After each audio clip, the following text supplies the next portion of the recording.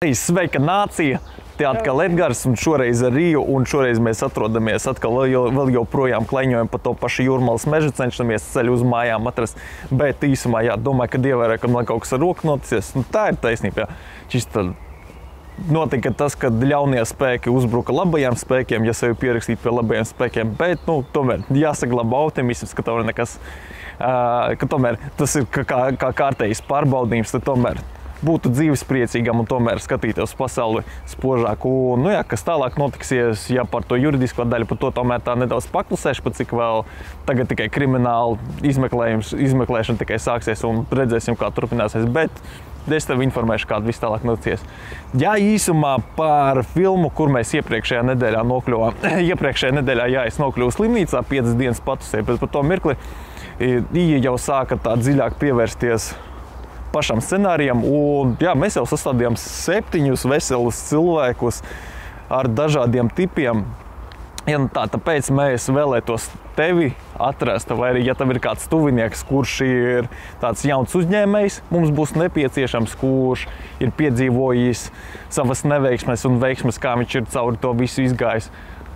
Ja tev ir kāds iemet viņa vārdu vai uzvārdu, vai arī ietago viņu iekšā zem video komentos, mums vēl būs nepieciešams šamanis, cilvēks, kurš, teiksim, tajā ezotēriskajā daļā ir nedaudz ieplūdis, vai ar jogu nodarbojās, vai ar meditācijām. Teiksim, tāda tipa cilvēks vēlams vīriešu dzimtē, kas mums vēl ir pat cilvēkiem. Būtu labi atrast kādu karjeristi, varbūt tā esi tu vai kādu tavu draudzeni. Arī meklējam cilvēku, kas ir nesen vai sen dabūjis invaliditāti, un lai zinātu, kā viņš meklē savā dzīvē prieku, mīlestību un bagātību.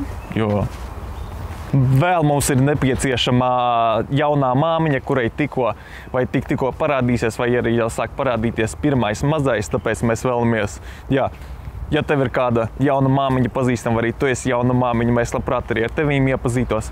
Un es zinātu par tavu stāstu, vai tu gribi iet atpakaļ darbā, vai tomēr veltīsi savu dzīvi ģimenei un bērnam.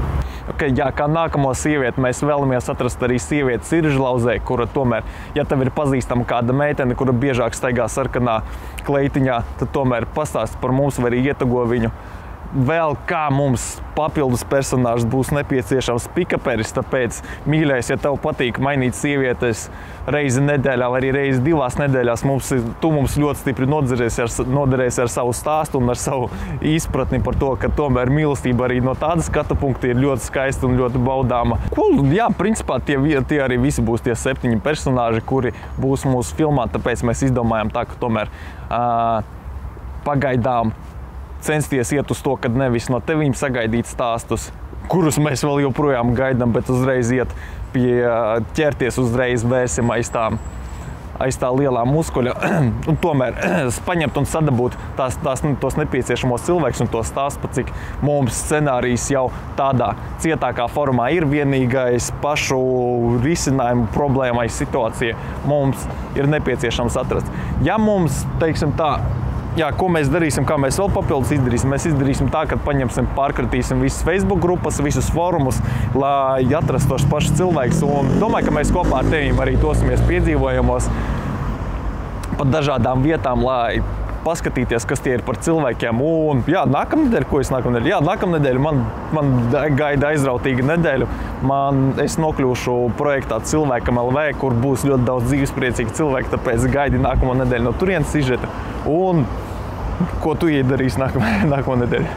Nākamajā nedēļā es mēģināšu sākt rakstīt scenāriju. Ok! To sākumu. Cool! Tas lielais sākums arī tuvojās, tāpēc prieks, ka bija ar mums šajā reizē, un pagaidām čau, tā mēs arī turpināsim.